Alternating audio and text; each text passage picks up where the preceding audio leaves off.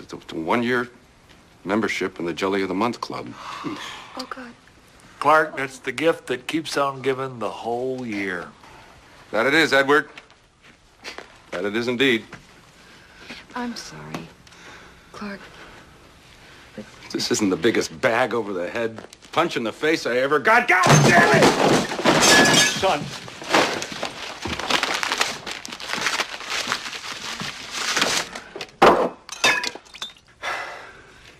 It's good. It's good. It's good. Hey, if any of you are looking for any last-minute gift ideas for me, I have one. I like Frank Shirley, my boss, right here tonight. I want him brought from his happy holiday slumber over there on Melody Lane with all the other rich people, and I want him brought right here with a big ribbon on his head. And I want to look him straight in the eye, and I want to tell him what a cheap, lying, no-good, rotten, four-flushing, low-life, snake-licking, dirt-eating, inbred, overstuffed, ignorant, blood-sucking, dog-kissing, brainless, dickless, hopeless, heartless, fat-ass, bug-eyed, stiff-legged, spotty-lipped, worm-headed sack of monkey shit he is. Hallelujah! Holy shit! Where's the Tylenol?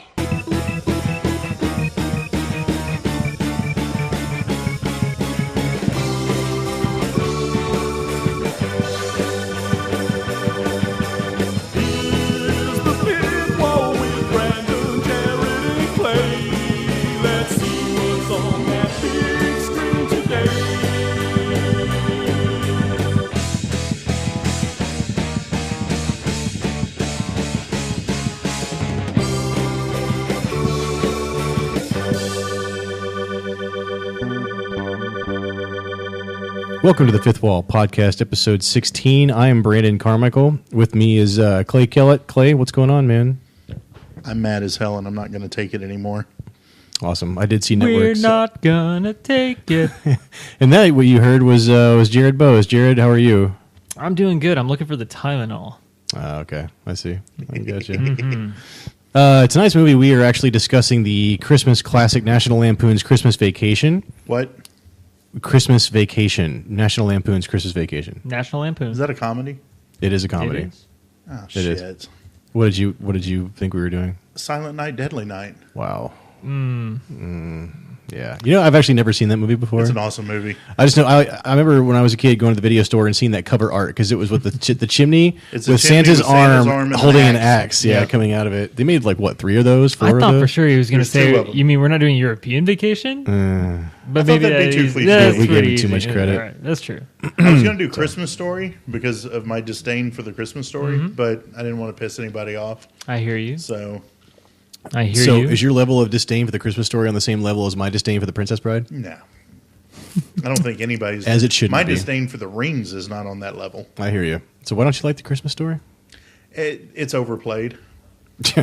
Wait, you have a When problem t- with them playing it 24 hours a day? When TNT's not playing Shawshank, they play the Christmas Story. It's a very good point. No, okay. You take an entire day out, 2 days out of the year, and you play a movie back to back to back. Works for HBO. Works for TNT. Well, I mean, Right.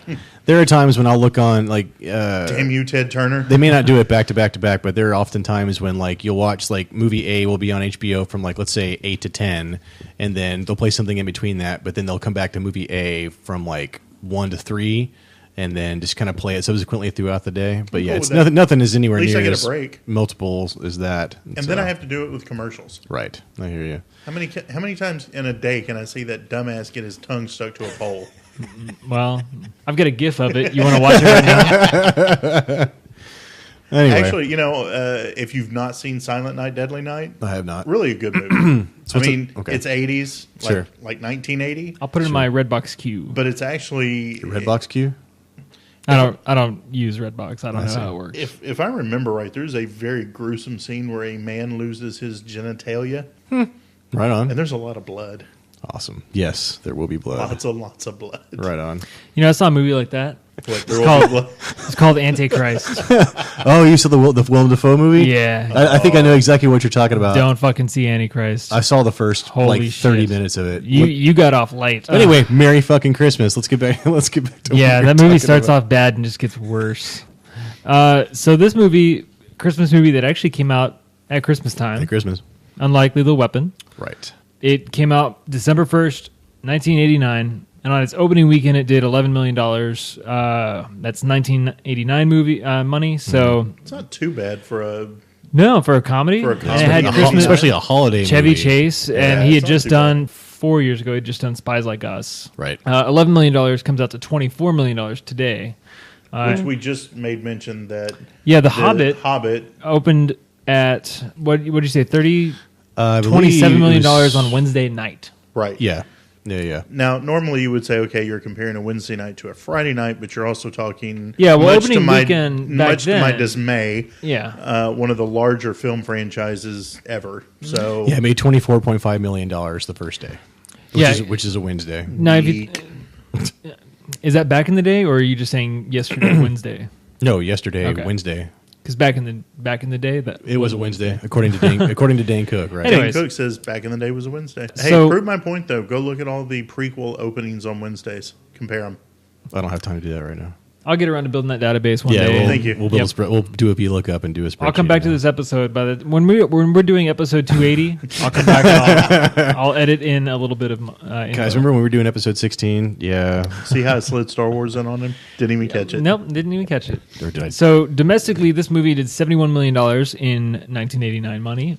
Today, that's $155 million. That ain't bad. Which for a comedy, which wasn't even R-rated, that's not bad at all. Right. No, that's hangover phenomenal. territory. Yeah. It had Chevy Chase, Right. Beverly D'Angelo, Juliette Lewis, Two other kids. Johnny Gilecki. Now this is their only vacation movie, right? That's correct, Because they yeah. replaced the kids again in Vegas. Right. Okay. All four had We're all different distinct. kids. Okay. Yeah. I think you wanted to talk a little bit about that too, Clay. This was actually one of the only ones where I think it was the only one where Audrey was older That's than right. Russ. That's right. And actually quite older. She's Yeah. The actress age or the No, the intended age? characters age. themselves. Yeah. Russ is always older than Audrey in the Right, movies. right. Yeah. Except for this one. Right. Gotcha. And I don't think Juliette Lewis has the legs of a thoroughbred. No. No. But the Not girl, then. the girl in Vegas did, Not but then. not her. No. Not now. Not now. She was there for the gangbang. Old school. So let's talk about the plot of the movie. So the last true family man, Clark Griswold, is super excited to celebrate Christmas with his family. His whole life, he's wanted to do an old-fashioned family Christmas. So we learned that At his house. at his house. So his parents are coming. Beverly D'Angelo, her parents are coming. The character's parents are coming, and they're all staying in the same house. So one of his first things he wants to do is he wants to decorate the house. And so he buys 24,000 Italian imported twinkle lights. 25,000. 25,000 Italian imported twinkle lights. Lights. So that's one of his biggest things is Clark Griswold, as long as we've known him, is always go big or go home. Wally World, European vacation, what have you. So this is no different. So he basically wants to decorate the house and all the lights. All the while at work, his family doesn't know that he has basically put down a deposit to build a pool in their backyard. And so he's basically waiting for his Christmas bonus to come through from his asshole boss, coincidentally played by Brian Doyle Murray, who is Bill Murray's brother. So the family shows up, and so at some point, Clark is trying to hide presents around the house, ends up getting locked in the attic, basically watches an old family film of him and his family when he was a kid. And then after trials and tribulations of getting lights tangled, getting his shirt staple gunned to the rafters and to the gutters of the house, he succeeds in getting all the Christmas lights to come on. Right. And when they reveal that the Christmas lights are on, another group of people in the family show up unannounced, completely surprising Clark, and it's cousin Eddie and his wife Catherine and their two children, Rocky and Ruby Sue. Two of their children. Two of their four children, Rocky and Ruby Sue. Which, going back to the Griswold kids, Eddie's always got different kids. Yeah. From the first and vacation and their dog. and the dog. The Snots. dog's always snots. Snots, you roll over to Uncle Clark, grab your belly. That dog So- will love you forever. Let's talk about those lights real quick. Yeah. It was 1980s. Where light bulbs were actually glass. Yeah. Yeah, that's true. If one went out, the entire strand went out. He had to check every single bulb. He checked twice, I thought. Because I thought he did it, and then he started yeah, again. That's Twice. right. That's Yep. right. Yeah. All right, so the house that they live in. By the way, Who would have been their neighbors? We mentioned this last night. The house directly behind them Is the Murtaughs. is the Murtaugh. No, it's right next to them. Yeah, like That's where the snooty people live. right. The Todd and Margot. That's right. So the Griswold. No, I thought they were the next house over. No, well, the Griswold's neighbor's house is the same house Murtaugh and his family lived in all of the Lethal Weapon films. Yeah, when Gotcha. I rewatched this last night, Gotcha. I was Right. paying specific attention to it. And Yep, I was yep. like, I'll be damned. That's That it. is the same house. That's it. Yeah, the house is on the street. They're both on the Warner Brother Studio backlot, which is Gotcha. kind of cool. So Okay, so 250 strands of light, lights, 100 bulbs per strand, 25,000 light bulbs total. Roughly, each strand is going to consume 6.6 watts. All right. right. The wattage for 250 strands is 1,650 watts. Give me the lights. Give me the lights. The electricity cost to run the lights for 4 hours in today's electricity costs, because I don't remember what it was back in the day. Sure. For 4 hours, okay? 79 cents. If you run the lights for 1 month, 4 hours a day, it's $23.76. To buy all of the lights and run them for 1 month, you're going to be paying $5,016.26.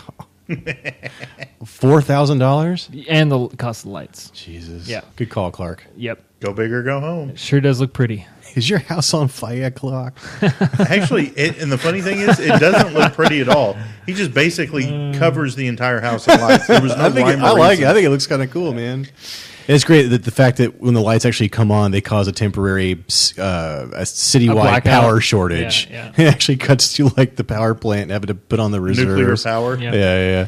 Not to be everyone's buzzkill, but I'm going to do that. It wouldn't happen in real life. Like, literally what would happen is that the electrical wires going to the lights would burst into flames instantly. Well, I also don't think that a cat chewing on a Christmas light like that Oh, would that burst fucking into flames cat. the way that it did. That was so perfect. Yeah. So the plot of this movie, pretty straightforward. A lot of things could have been simplified if Clark would just come clean to his wife. Right. But he doesn't. Right. And that's a pretty common theme in movies that were written by John Hughes. Right. As this one was. One lie builds into another, into another, into Exactly. And and then ultimately he comes clean to everyone at the end. And Right. another. And good conquers evil, and everyone's happy. yes. Now, one thing I didn't happen to see when we were doing our research, Brandon or Clay, you guys might know this, but did Chevy Chase improv his rant at the end when Eddie goes to get the boss? Clark goes on his rant, 2 timing, 4 flushing, Right. so on and so forth. Do you That- guys happen to know if that was improv? I wish I did. I don't know that for sure. I kind of wish that I had, Didn't though. he improv the famous flip out in the first one? I believe so, yeah. Because Chevy Chase, if Don't touch. no, the part where No, I know what you're talking about. we're I think gonna have so you're much- all fucked in we're the gonna- head. We're Right. gonna have so much goddamn Right. fucking fun. We're gonna be singing zippity doo out your assholes. Right. It's one of the funniest parts in any movie ever. Right. And if any Oh, yeah. actor could pull off improving something like that, I believe it's it'd be Chevy him. Chase. Right. So if we were in Vegas and I had to put money down on did he or didn't he, I would say he probably did. Sure. So just to finish this up, a whole bunch of more people from the family show up. A bunch of shenanigans goes down. Clark's like, "Where's my bonus?" So they all, the big family dinner takes place. Pretty much anything that can go wrong does go wrong. But in the end, the boss is kidnapped by cousin Eddie after his legendary rant, like you just said. Yep. SWAT team shows up, breaks in the house. You find out that the boss was like, "I'm not going to do bonuses this year." So basically comes around and says, "Okay, whatever you got last year, add 20%."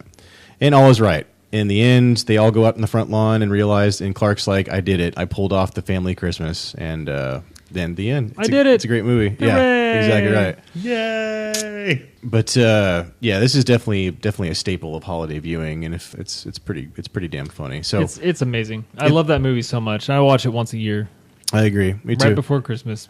So this movie is based on John Hughes' short story Christmas '59, and this is the second vacation story to be published in National Lampoon's magazine. The first was Vacation '58, which the first movie was based on.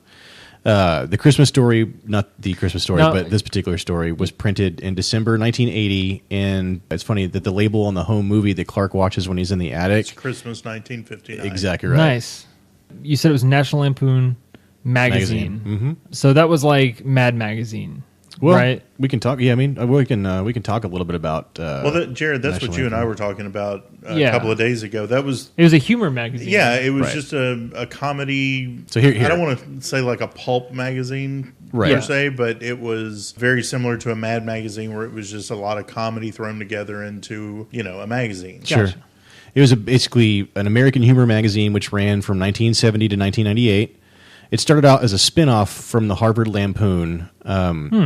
Now it reached its height of popularity and critical acclaim during the 70s when it had a far-reaching effect on American humor and comedy. The magazine itself spawned, movies like we've seen. Well, there's a couple that we'll mention later. Of course. Radio shows, live theater, various kinds of recordings and things like that, and print products, including books. Right. So, First movie that it spawned? Animal House. Yes. That's right. That's right. And then Class Reunion. Yeah, which bombed. Well, yeah. Have you ever seen it? Class Reunion? Once. Yeah. I heard it was terrible. It's very cringeworthy. Who's in it? I don't even. I Nobody. don't remember. Oh, yeah, okay. it's like Really nobody. it's like watching Mad TV minus Will Sasso. Oh, I see. If you took Will Sasso out Sasso of was fun. well, as and hell. Phil Lamar. Okay, so it's Yeah. not like watching Mad TV at all. No, here's the deal. I actually like Class Reunion. You would. Yeah, you know me. I like the obscure movies. Yeah. It's not. It's really. It is bad. Okay, Sure. it is that bad. So they also had the stage show, Mm-hmm. and the stage show that they did went for something like 350 plays. Right. It helped launch the careers of John Belushi, Chevy Chase, Gilda Radner, Right. Bill and Brian Murray, Harold Ramis, and Richard Belzer. Right. And what is the common theme with all these guys? SNL. That's right. Yeah. Really? Harold Ramis was on SNL? No. He did. I thought. So Harold Ramis did SCTV, didn't he? Yeah. I think they were also all part of the Canadian something or other. Well, Belushi, I Right, know was right. on Belushi. I believe was on SCTV, and so was Aykroyd. Yeah. Obviously, Moranis. and John Well, they were Candy. all on SCTV. Was it before or after SNL? I believe SCTV was before it. It was before SNL, but they ran concurrently at a time. Anyways, Right. I'm pretty sure Harold Ramis wasn't a writer for SNL. He was SCTV. SCTV. He just worked. Yeah. So God rest his soul. There was also a minor thing they did in the 70s called Groove Tube. Mm-hmm. I don't know if you guys have ever seen it, but Chevy Chase has one of these bits where he's like following a cooking recipe thing live on TV, like an example demonstration. If you can find it on YouTube, Groove Tube, it's like Cramp Easy Cook Shortening or something like that. Sure. It's hilarious. my dad actually we had that video growing Oh yeah, up. Yeah, we had nice. he had the VHS. Do you remember tape. watching it? I didn't. I don't think I ever watched it, but Oh, I okay. remember having the tape and seeing that Chevy Chase was. Well, in that it. is a useless bit of trivia. We're going to cut that out.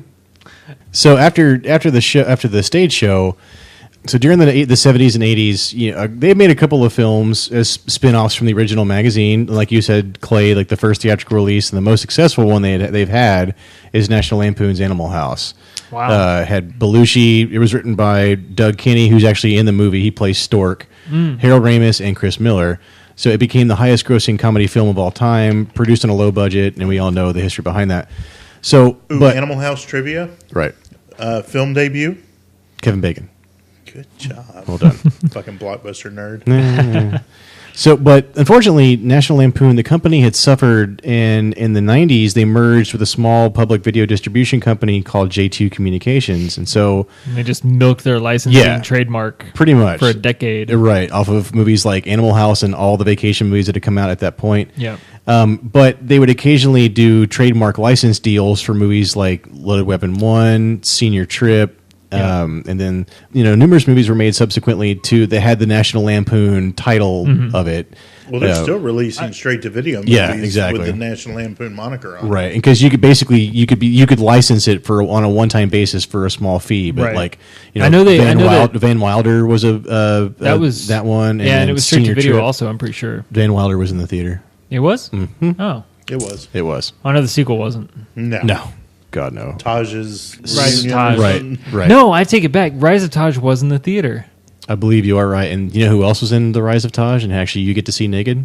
No. Laurie Cohen, Laurie Cohen. Maggie from The Oh, Walking from Dead. Walking Yeah. Dead. Yep. And then Give me a second. I'm putting this in the queue. and we're back. Clay is Very happy.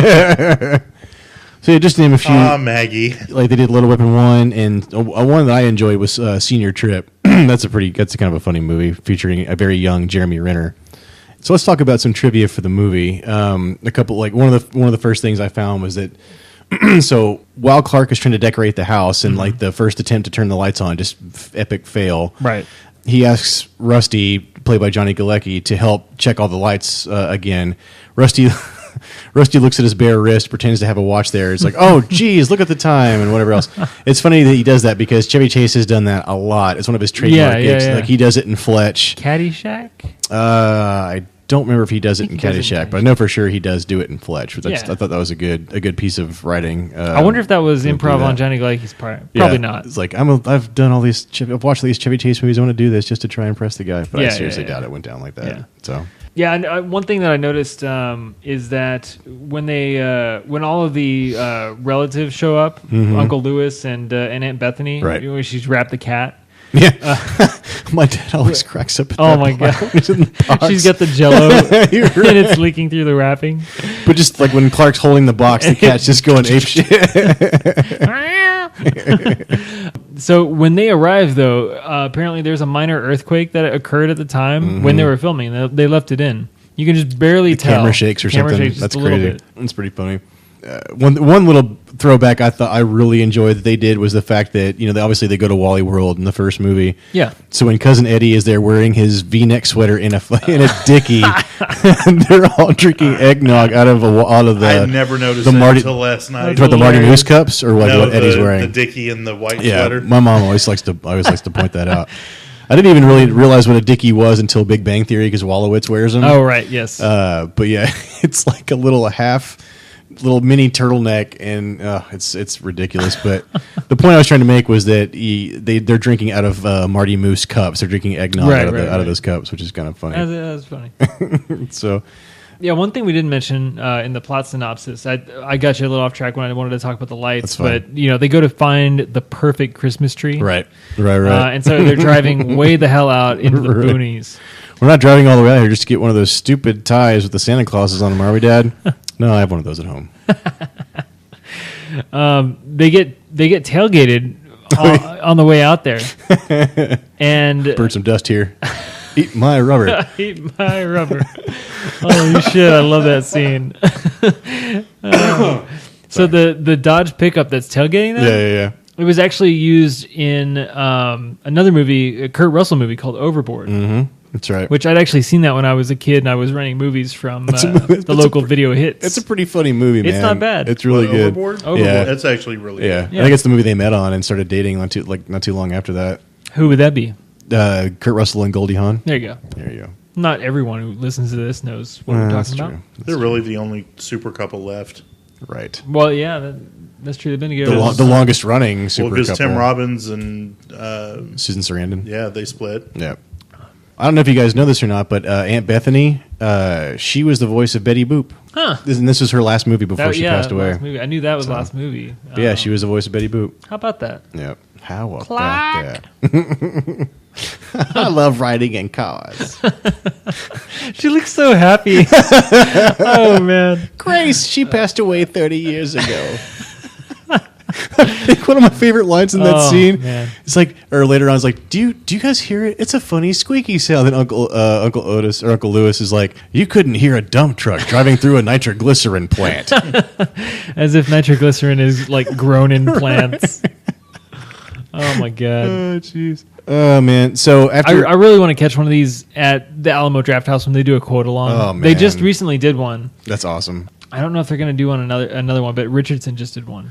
I remember when I was in college, I had a film club that me and a friend had started, and one night it would meet weekly, kind of like our podcast. And every one night we watched this movie, and at the end of Clark's legendary rant, like the whole crowd, like everybody that was there, just went ape shit, like just clapping and laughing and all sorts of stuff. It's a very iconic scene. We'll talk about that later. I love sure. that. I love that fucking rant. So after they get the tree back home and the great line, "Hey Griswold, where do you think you're gonna put a tree that big? Bend over, I'll show you." You got a lot of nerve talking to me like that, Griswold. I wasn't talking to you. Oh man! So like after all that stuff goes down, he cuts the ropes and opens like there's a lot of sap in here. Little fool, a lot of sap. So when Clark is laying in bed trying to read the People magazine, there's the answer to your trivia question. People magazine. Clark was reading People. Yeah. I thought what's her face was Beverly D'Angelo was reading People. He was reading People. Yeah. Was she reading Sassy? Yeah, actually. No, I know one of the grandparents was reading Sassy. Right. was Clark her- Senior. He Yeah, it was has his the dad. flashlight. His dad, He's got the yeah. flashlight, right. So when Clark is in bed trying to read the magazine with his sticky fingers from the sap, the person on the cover of the magazine is Maddie. Sure, is- it was the sap. Right. It's Maddie Simmons. He was the film's producer. Interesting. So, yeah, That's I'm funny. sure it wasn't Sap because Beverly D'Angelo. I have to admit, she looked pretty hot in this movie. Dude, she was Beverly- hot. She's still in the- hot in in the first one? I was gonna say, Entourage. she's Yeah. still hot now. Yeah, that's true. It's true. Hey, Come on. Factor her age, Yeah. she's hot. Yeah. I think she dated Pacino for a while. So this is the only vacation movie out of all of them that doesn't have the Lindsey Buckingham song Holiday Road throughout the entire movie at all. So he had another song in Vacation at the end credits, Right. Dancing Across the USA. And Lindsey Buckingham was with Fleetwood Mac. Fleetwood Mac. A little bit of trivia with that. If you listen to the lyrics of Dancing Across the USA, it actually has tidbits that just kind of talk about basically the problems he was having with the band Sure. and them breaking up. Oh, nice. That's cool. It's kind of interesting. And the funny thing is, if you go and look up any of Lindsey Buckingham's albums that you can find anywhere, you typically can't find that song. Well, right on. There's a funny scene when after Eddie and his family have shown up, like basically Eddie and Clark go to the local Walmart, which is where he ends up after the sledding incident. So when they're shopping, Eddie asks Clark, "Was your company part of that whole thing that killed all those people in India? Oh, the disaster. The Bhopal disaster, Yeah. the Bhopal disaster." Yeah. So also known as the Union Carbide disaster, in which leaks from the Union Carbide pesticide plant escaped into the air, and thousands of people died, and many more were sickened. They've got a movie coming out about that. Really? Yeah, it looks like it's a really good thriller too. But yeah, Clark was like, "No, we missed the boat on that one." That's hilarious. Does he work for Union Carbide in the movie? No, not at all. Oh, they're just referencing it. Right. Gotcha. Eddie doesn't know shit. Yeah, he doesn't. Nope. Did y'all notice that when the scene when Clark comes in to bring the gift for Mr. Shirley, his boss, played by Brian Dolan Murray, he has basically, if you look at the gifts behind him when he walks in, they're all the same, right? Yeah. So one could assume that it's a desk organizer. So because when the movie came out, pen sets came in like an L-shaped arrangement, Right. and the writing instruments were on the flat part, and the raised section Oh, held post-it right. notes. Yeah. It definitely looks like an L. And paper clips and other holders and stuff were all were part of it too. That's That was kind of hilarious. funny. I don't even notice that last time I saw it. I didn't even catch that. Right. There's a lot of subtleties in this movie, man. Oh, for sure. The moose cups, for instance. Right. Yeah, that's a good one. Yeah. Yeah. And there's a lot of audio ones too, like Clark muttering under his breath, like when he greets everyone coming out of the meeting. Oh yeah. Merry Christmas. Merry Christmas. Kiss my ass. Kiss Kiss my his ass. Kiss your ass. Happy Hanukkah. Happy Hanukkah.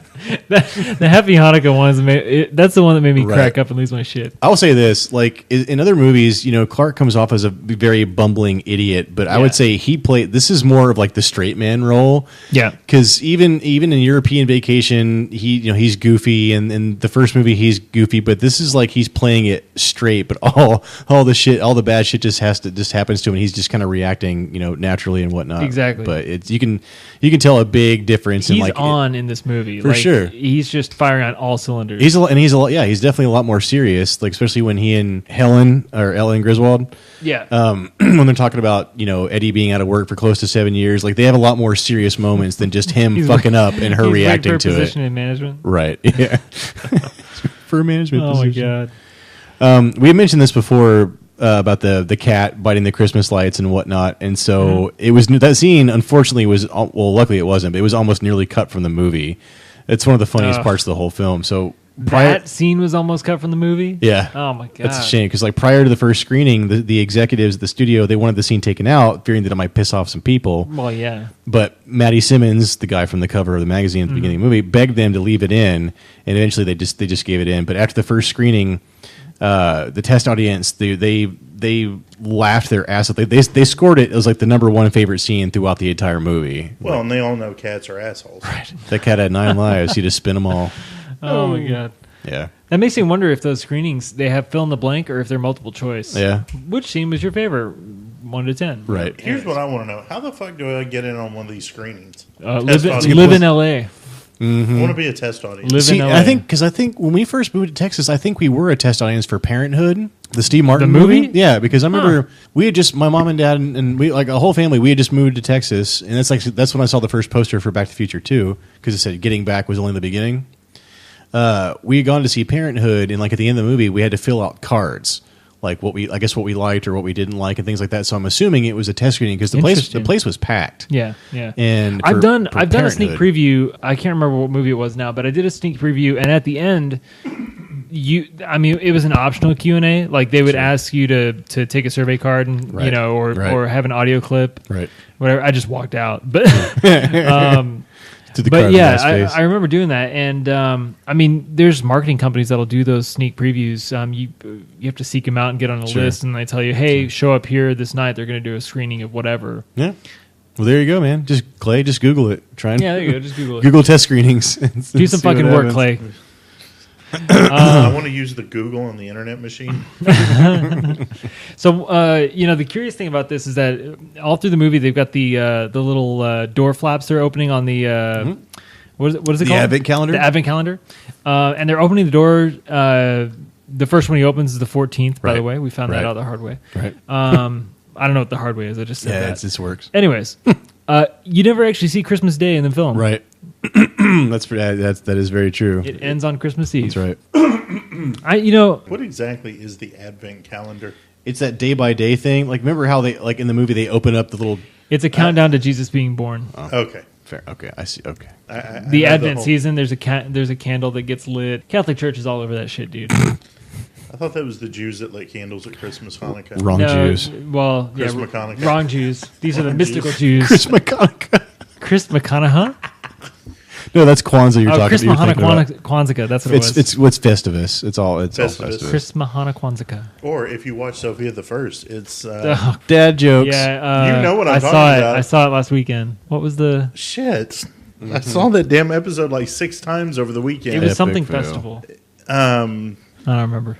But yeah, I saw the damn episode. Consuela? No. No, I stay. Mr. Wasalia. Yes, that's it. See, Jared. what'd you say it was? Wasalia. Oh, okay. Yeah. Trust me, if you've watched the Disney Channel I for stay. any amount of time during this holiday, Which I do you will not. find out that Mickey Mouse is the only one that celebrates Christmas. Oh, They okay. all celebrate some mystical, made up, Well, yeah, it's because Walt Disney hates the Jews. whatever. Wrong Jews. Wrong. Hashtag Dick Ritchie. Hashtag wrong Jews. So let's talk about Merman. Let's take it back to Merman. We said before that John Hughes, he wrote this movie based on he wrote a story. This movie was adapted from a story that he had written. Surprisingly, John Hughes was not a fan of the sequels. Huh. A lot of his movies have spawned sequels. The man himself was not a fan, and he had said the only sequels I was involved in were under duress. And he stated this once in an interview. So, though he's credited Under duress. right, he's credited as a writer of European Vacation. He said that was only because he had created the characters. Huh. And he said the studio came to me and begged for another vacation movie, and I only agreed to do it because I had a good story to base it on. When's he going to do another movie? That's Too- that's too soon. too soon? That one still hurts. No, yeah, that one still hurts. But anyway, but those movies have become a little more than Chevy Chase vehicles at this stage. Like, I don't even know about Vegas Vacation until I read about it in the trades. So ever since it came out, people have been coming up to me with disappointed looks on their faces, asking, "What were you thinking?" He's like, Oh. "I had nothing to do with it, I swear." Even though Clay, you're a huge fan of It Vegas wasn't Vacation. that. I guess it's because I love Vegas in general, but I didn't think it was that bad. I actually saw that one in the theaters. I liked it. I thought it was funny. It's got its Nick moments. Papagiorgio. Nick Papagiorgio. Holy crap, Wayne I love the Newton idea said that my mom. he's making the fake ID by taking a picture on the street of a giant Fake And they, ID. and they've used that ID. same gag in multiple Ah. things later on. It's so hilarious. So there's a couple of things left I wanted to talk about before we kind of get into our personal experiences. And Clay, I know there's something that you really wanted to talk about, not in regards to the movie. Oh yeah. If you remember, there's a line in here towards the end when the SWAT team comes in. Ellen apologizes to Mrs. Shirley after her husband's been kidnapped by cousin Eddie, whose heart is bigger than his brain. I appreciate that, Clark. Basically assuring her that this is our family's first kidnapping, when in fact it's their second. Because, or at least the second that we know of, because in the first movie, when they break into Wally World, they kidnap John Candy's character. Right. I don't really consider that kidnapping though. That's in the eye of the beholder, I guess. Yeah. Well, Well, it's more of a hostage situation. yeah, True. yeah, That's a good point. yeah. I think there's a distinction. So the last thing I wanted to mention about this was the cast of the movie. It's even looking back on it for as old as it is, it's got a pretty impressive cast. So you've got future star Johnny Galecki from The Big Bang Theory, Juliette Lewis, who herself got a best supporting actress nomination for Cape Fear. Gone on to do tons of things: Natural Born Killers, Strange Cape Fear was only a few Days. years after this, wasn't it? 92, I think. I think so. it was Yeah, very shortly after. yeah. Wow. Beverly D'Angelo was most impressed with the older actors who came along for the movie, like let's see, E.G. Marshall, who played her father, Ellen Griswold's dad. Doris Roberts, she played her mom, who is on what Everyone Loves Raymond. Is that right? Yes. Yes. Diane Ladd played Clark's mom. She's actually Laura Dern's mom. Oh, We've talked yeah. about the Dern family Yeah. before on this show. Yep. Bruce Dern. That's right. So yeah, that's a pretty good cast. Yeah. It's pretty good. That's a pedigree, man. So let's talk about our personal experiences with the film. Clay, how does this one rank for you, and what do you got? In the mix of the four, or just in Man, general? Just or- in general. Well, let's as far as the vacation movies go, what do you think? What do you put this one at? There you go. Third.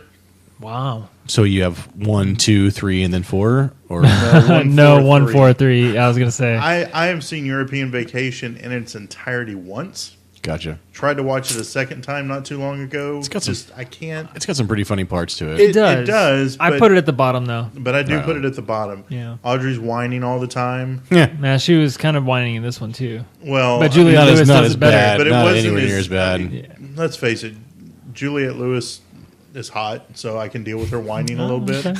All right. Mallory Knox. Yeah, this one not so much. But going back to European Vacation, but you look at the people that are in it. Eric Idle's in it. Robbie Oh, yeah, Robbie I don't Coltrane doubt has a the brief cast. role. It's just it didn't Yeah, I got you. work for I me got as you. much. Okay. It suffers from the sophomore sequel syndrome. Yeah, I mean, think about what you're following. yeah, right. I agree. Which One's my top also. oh yeah, which for sure. might actually be why 3 and 4 have the redeeming qualities of being above European, because European just doesn't do it for me. But there's tits in it. Beverly D'Angelo's tits. In the first, no, that's the first one. How many bad horror movies are there? You sure there's not? She doesn't show her boobs in the second movie, only in the first one. There you go. there's Oh, one. because the vibrating bed. Right, the shower scene Yeah. before the bed, right? Yeah, When he does the yeah. psycho. Yeah, but there was thing. a whole bit in European Vacation where the They video go- camera got stolen. But she doesn't get naked though. Really? You don't see it. See, that tells you how long it's been since They I've do seen show it. in the ear. They show boobs when they go to see that French show, and then when Rusty's making out with that German chick right before Right, the right. bells go off. Gotcha. right. You heard it here first. Brandon knows his boobs. What about you, Jared? I'm gonna put 1 at the top. I love Vacation. Mm-hmm. Also, you get to see the same fountain at the beginning as you see in Married with Children. That's kind of neat. Yeah, Chicago. I say 1, 3, 4. I loved Christmas Vacation because I Sure. saw it when I was a kid. I saw it about the right time. I think it was about 11. Mm-hmm. And the scene in the department store where he's buying the last minute gift, yeah. and right. yeah, It's the season to be merry. and then the scene where he's daydreaming out the window, and little Ruby comes in, Right. and talks to Right. him about Santa and all that stuff. Right.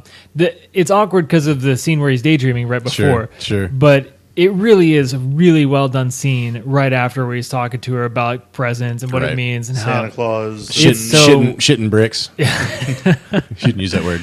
Shitting rocks. Shit rocks. But it's such a good scene. I love that Right. scene. And then I put Vegas after this, and then I put 2. There you go. Well, I'll stay with the pack on this one. Oh, we don't care what you I'll think. stay with the wolf pack on this one. That the first one is phenomenal. Yeah. It's just Anthony Michael Hall playing little Rusty, drinking the beer. He's a great Rusty. He's very good. I saw the Christmas Vacation in the theater with my family, and we all. It's a yearly tradition as well. to see it in the theater? No, to watch it every. I should have elaborated on that. But I love Christmas Vacation. I will agree with you that I'll put this one second behind the first one. Yeah. Unfortunately, I will be the only person to put European Vacation above Vegas. So that's just because Vegas came out. Well, there had to be one of us. Yeah, that's fine. And yeah, that's And fine. it had to be Brandon. And I watched European Vacation a lot when I was a kid. You Yeah. know, the whole thing with the game show and Oh, going yeah. to No, Europe I one, that was laughed fun. my It was ass very off at relevant. European. Yeah. It For was sure. With the game shows, Oh, yeah. very relevant. Oh yeah. And And just the fact- like there had to be one of us, Clay had to put Vegas before Christmas. Right. So It's true. And also, Hey, I've spent Christmas in Vegas, so I guess, yeah. it works. Right. And I guess if I had to pick a favorite scene from this movie, I loved the sled part when I was a kid. My God, that yes. shit was so funny. Yes. Now, looking back on it, not so much. I guess That's slapstick. Yeah. And the green screen's pretty bad. Right. I guess the whole thing with the cat and just the box. the box and the eating at the Christmas lights probably probably one of my favorite scenes in the whole movie. Definitely. So I know we wanted to talk about something recently that happened yesterday, as a matter of fact. Which will explain why I'm mad as hell and I'm not going to take it anymore. Right. So the whole point behind that is, I'm sure all of you have been keeping up with the current events about Sony's decision to basically cancel the release of The Interview based on the recent hacks that have been taking place. Clay made the announcement to us today that he wanted to really address this on the podcast, and he's pretty fired up about it. So, Clay, why don't you go ahead and take it away and let us know what's going on? Well, thank you, Brandon. First off, let's just come out that we will not use our podcast to typically bring up politically motivated or otherwise ranty type things. This isn't politically motivated, though. No, but It's current events. it's current events. It's our opinion. And it actually does tie into what we do here and Sure. talk Yeah. about movies. Sure. Yeah. So the movie The Interview. Yeah. When I first heard about it, all I heard was North Korea's pissed off because there's a movie that talks about the assassination of whatever that Kim Jong Un. No. Kim Jong Un. Un. Anyway, he's all pissed off because there's Give a me the movie. I was waiting for it. I figured Give me someone would say he gave me to Kim. I was waiting for that one. Yeah. So, and I never saw much about it. So the only It's movie basically I've seen, Pineapple Express in North Korea. right? You know. So And I could be sold on that in a heartbeat. yeah. The premise of the movie is two talk show hosts get hired by the CIA. Well, A talk show host and his producer. and his producer, they're going to go they interview. do interviews with famous people. Right. And they're going to go interview Un. Kim Jong Un, who is And- apparently a big fan of their fake Right. show. And so the CIA decides that they're going to basically recruit them to kill him. Right. Assassinate him, take him out. Yeah. Who's the chick? Lindsay. Her name is Lizzie Kaplan. Lizzie Yeah. Kaplan. Thank you. So when I saw the preview for it finally, I laughed my ass off. I'm like, this is going to be hilarious. Yeah. So I've been waiting for it to come out. Yeah. And then all of a sudden, Sony gets hacked. So yeah, and Sony, in Japan is a wide range of companies. Oh yeah. They're not just movies and entertainment. They're No. a health insurance. They're company. almost like Umbrella. in a Yeah. way. Yeah, Oh, yeah. they're the umbrella corporation of Japan. Yeah, they really are. They have their fingers in everything. That's what she. No. Anyway, Waiting for it. Sony gets hacked. The only ones claiming credit for it is this one obscure group who are not officially North Korean, but everything they put out comes off sounding like North Korea yeah, propaganda. yeah, exactly. So the United States is basically saying North Korea did it. Nobody's officially come out and said it, but bottom line is, it looks like North Korea hacked Sony. So, yeah, started someone within leaking North some Korea, movies, made some threats. If you look at the news outlets, they're all saying that the United States is ready to come out and Yeah, say they're that it really happened. trying to lean it. Anyways, Anyway, the point is, they recently they said if you're going to release The Interview on December 25th, we're going to make you regret it. And they reference 9/11 in a very vague way. well, initially they came out and said if you release this movie, we'll consider it an act of war and we will declare war on the United States. Yeah, they do that whenever they need food. So Right. who the fuck cares? So I'll get to that in a second. Yeah. So bottom line is Sony gets hacked, leaking movies, and all of a sudden they start making basically terroristic threats Right. Against any theater that releases the movie. Yeah. Theaters start backing out, which Well, no. What happened was Sony said that they're not going to they said hold they're anyone. not backing down first. No. Well, okay. First. After this newest threat, Yeah, well, Sony yeah. says we're not going to hold it against any theater that decides to pull the movie. Right. And I got to be honest with you, if I'm a movie theater, I have to take that very seriously. We have enough of that shit on It's a on really our own vague land. threat. I mean, look at what happened with Dark Knight. Well, that's kind of my point. I mean- is you never know. They That- kept the movie in theaters. Sure, but that happened though. Well, it's because there wasn't any Unprovoked. exactly unprovoked is No, right. There weren't well, any that's kind what of I'm saying, threats though. I or mean- impending doom And behind that was it. an isolated thing, the whole bit. Yeah. All I'm saying is like that was a very specific threat, Mm-hmm. and they were worried about copycats and all that stuff. my point is, when it comes down to it, is a really vague threat, and Sony instantly caved. Well, they didn't instantly cave. The movie theater companies instantly caved. No. This was Sony. Sony said, if you want to pull the movie, go ahead. Sony could have said, no, we're going to air the movie. We want it to go release on the 25th. They could have just said, these guys are making vague threats. Sure. Take them as you will, but we're still supporting the movie to release on the 25th. Well, and they just told the theaters that said, if you don't want to show it, don't show it. That's what I'm saying. They shouldn't have said that. But true. But they did stand up first and say, but anybody that's still willing to show it, we're going to show it. I was okay with that to a degree. I still thought it was chicken shit, but I got it. Yeah. Now, some of the major players, AMC, Cinemark, and somebody else backed out. So now Sony has said, okay, we're not going to release it at all. Yep. And not even that. We're not going to release it in theaters. We're not going to put it on disc. We're not going to put it on demand. Yep. We're not going to release it at all. They're holding it for now. Right. Yeah. Well, as of press time, they have no. Their official statement was, we have no intent to show the film at all at this point. So here's the deal. Sony's come out, not going to release the movie. So at this point, we've just let, number one, a cyber terrorist, if faceless, you will, a faceless.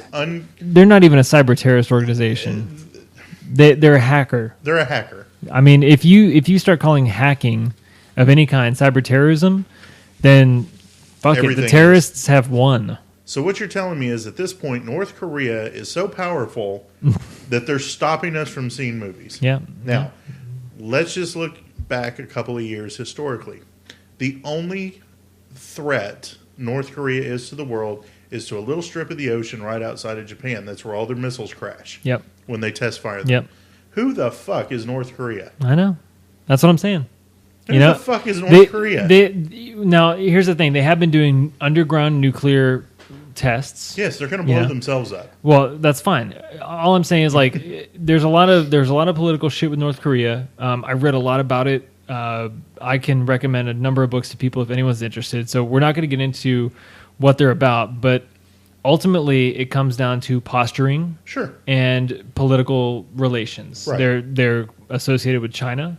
That the Kim family, by the way, originated in China. Sure. North Korea once was part of it. Anyways, I won't go into the details. Really interesting history, but my point is, anytime they need international aid, they act a little crazy. Mm-hmm. And they eventually get it, right. And the only reason they get it is because China is still Big Brother backing them up in the street fight. Even Russia has backed away from North Korea's... Well, there's been times in the last 2 years that even China has said, look, you're got to cut that shit out. Yeah. So when your biggest ally is saying, I don't think so. Yeah, regardless of who is behind the hack. Right. My point is that Sony at this point should just say, fuck you guys, we're going to release the movie. You can't just cave like that. But, it's a Japanese company. It's a Japanese decision, ultimately, I guess. Sure. It's the Sony Studios. Well, I guess at the end of the day, if you want to think about safety of your people, I guess they could actually hit Sony. Well, yeah. But I mean, over here, the other thing that puzzles me is like the actors have canceled all their media appearances. If anything, now's the time you do a media appearance. Yeah, you should come out and support your film. I'm sure there's a lot of contracts that are holding them back from that. Yeah, that's true. Future work and all that. They probably can't talk about the movie directly now. Right, and I get that. But here's the thing. Sony has ultimately stroked a check for $42 million for this movie, and basically, we're writing off $42 million? Yeah, well, they can afford to. They really can. You know what? You know why billionaires are billionaires? Because they don't write off $42 million on bullshit. Well, look, if they can claim that what movie is it that didn't make any money allegedly? Star Wars. Okay. You're welcome. My point is, if they can argue that Star Wars hasn't made any money, they can find a way to make $42 million not hurt their bottom line. Sure. I'm not saying Sony did the Star Wars accounting. I'm just saying. No, but you're right. At the end of the day, is $42 million going to bankrupt Sony? No. No. Are they really going to feel it? Nah, not really. Maybe that one little division that puts the movie out Sony, is going to hit their bottom line. Yeah. But Sony as a whole, not a bit. Here you go. If anything, maybe Sony needs the money so they sell Spider-Man and X-Men back to Marvel. That would be sweet. Yes, and Deadpool, hopefully. We're all really big fans of Deadpool right now. Well, while the whole hack was going on, Sony and Marvel were having a meeting about possibly sharing Spider-Man to be in a couple of upcoming Marvel movies, but that fell apart. I wouldn't say it fell apart, but they just basically withdrew their offer. I guess whatever their terms were, they just decided to go a different direction. They really need to do some sort of licensing deal because the way that the Avengers is going, I want Spider-Man in the Avengers. Well, he's also, he's if I remember correctly, he was a pretty big part of he was involved in the Infinity Gauntlet story. Yeah. Well, because he had the Secret Wars. Right. You have to have the Secret Wars. Yeah. Judge Doom. You don't have to, I guess, but still. It'd be nice. Indeed. So, anyways, so that's current events with Fifth Wall Podcast. Hold on, I'm not finished. Here's the other part I don't get. Sure. You don't want to show it in the theaters, fine. Why cancel all your other outlets? Yeah. Well, they said they're going to do. They said they're going to do VOD. They did. Okay, good. Yeah, they're doing VOD. Right. When did they do that? Because I read it today or yesterday. Okay, so that's a today thing. Because as of 8:00 this morning, everything was on hold. Okay. Well, I remember them saying specifically that they've contemplated doing VOD, or they may end up doing VOD. Because I would think at this point, video on demand. At this point, this would actually help boost sales because now people who could have cared less about seeing the movie are probably going to want to flock to go see this movie because they want to know what the big hubbub is. See, and that was one of my whole viewpoint on the whole thing about Sony not basically kind of backing down before they should have, was that maybe Sony wasn't really. Maybe they didn't see the potential in the movie, or they just were they kind of assumed, or maybe that it wasn't going to do as well. They were just like, well, we know what it's about, we know who's in it, maybe it just won't make as much money, and they just think say, about your fuck cast. it. Seth Rogen and Franco, they'll pull in $42 million. They'll bank that. That's true. That's true. I don't remember how much This Is the End did, but it did. I think it did pretty well. I'm sure it covered its cost. Yeah, for sure. Now I will tell you this: the funny thing, and ironically enough, I saw this before Jared sent the link. That was a good article. Alamo Drafthouse has decided, well, we don't get to show the interview. Fuck it. We'll show another one depicting basically the same thing. Team America. Yeah. Good for you, Alamo Drafthouse. Now, with here's Oon's a bit of dad. Yeah, with Oon's dad. Here's a bit of an update on that situation. Sure. The Alamo Drafthouse sent out a notice saying that they've been told by Paramount they cannot show. I read Team that. America. I read that today. What I know. The hell? I'm telling you, man. These movie studios don't understand. They should be releasing the interview, and fuck it, they should give you a double feature of Team America and the interview. I think if you buy, not that they're linked, but if you buy the interview, you should get a free copy of Team America. Or no, better yet, if you buy Team America, you get a free copy of the interview. Right. There you go. Whatever. Yeah. True. Bottom line is, this is bullshit. I know. I agree. Now North Korea is controlling what I can go watch. Really? You should have started off this whole thing by saying, you know what really grinds my gears. I thought it'd be too cliche. All right. Well, any more final thoughts before we... Yeah, fuck you, North Korea. Awesome. Okay. Not bad for a final thought. No, not at all. Oh, and Merry Christmas, everyone. Merry Christmas indeed. You can follow the Fifth Wall Podcast on Twitter at Fifth Wall Pod. I'm on Twitter as well at BNut37. Clay, are you on Twitter? Yes, I am. I am at fuck you, North Korea. What's a hashtag, though? No, I changed Oh, okay. I got you. hashtag Dick Ritchie, hashtag Dick Donner. I don't think Clay understands how Twitter works. hashtag can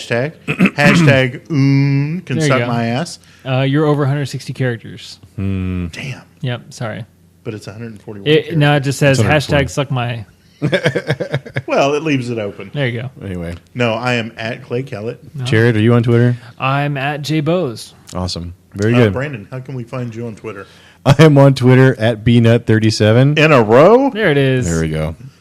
You can like us on Facebook, subscribe on iTunes. If you like what you hear, feel free to leave us a good 5-star review, or just leave us a review in general. It doesn't have to be 5-star. I'll take a 2-star review. Yeah, just as long as Don't you leave get us a 1-star review, Not a please. 1 Don't leave us a 1-star review. If we get a 1-star review, I actually want to talk to you about what you don't like.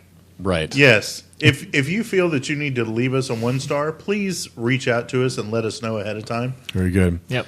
By the way, you may get bashed on a future episode if you do that, but we would at least like you to So be obviously you don't forthcoming. want to talk to Clay. Right. Oh, I found us a new dating site that we're on. Yeah, I'll put us on there. It's called fuckyounorthkorea.com. Let's see if that website exists. It probably does. Oh, it's just a big picture of Clay flicking off the screen. That's nice. That'll get some views. Compliments of GoDaddy.com. Yeah. Well, that's going to do it this week for an episode of the Fifth Wall Podcast. Merry Christmas, everybody. Holy shit. Where's the Tylenol?